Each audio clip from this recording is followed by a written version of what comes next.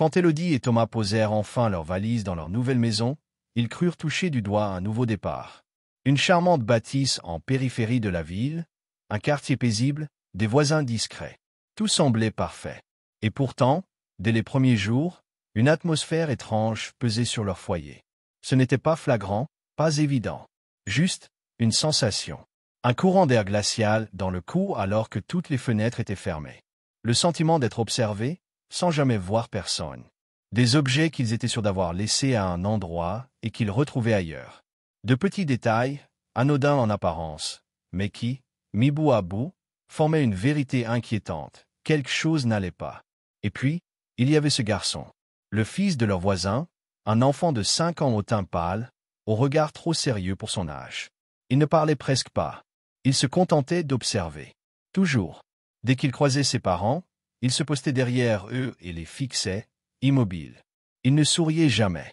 Ses grands yeux sombres semblaient chercher à percer un secret qu'eux-mêmes ignoraient.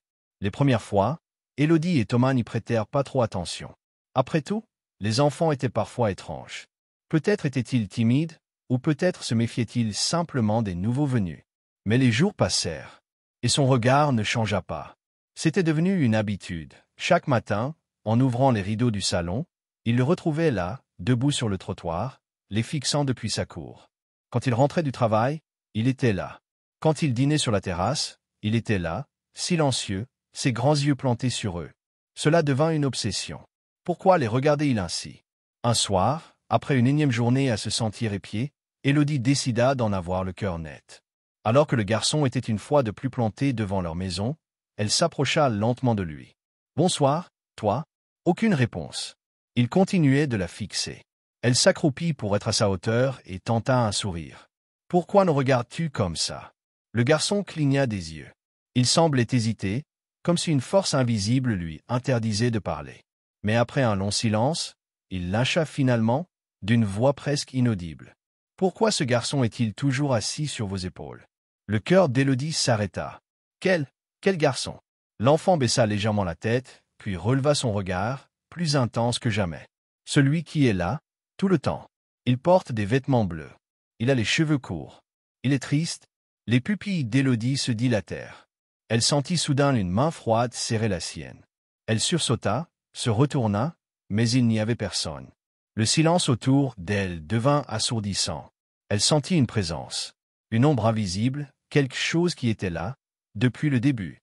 Elle recula précipitamment, cherchant Thomas du regard. Il s'approchait d'elle, inquiet. Qu'est-ce qui se passe? Le garçon, lui, ne les regardait plus. Il fixait un point précis, juste au-dessus d'Élodie. Elle sentit un frisson lui parcourir la nuque. Avec une lenteur effrayante, elle leva la main vers son épaule, cherchant à toucher ce qu'elle ne voyait pas. Mais à l'instant où ses doigts frôlèrent l'air, une sensation glacée s'empara d'elle. Quelque chose était là. Leurs yeux se croisèrent, et elle sut que Thomas l'avait compris aussi.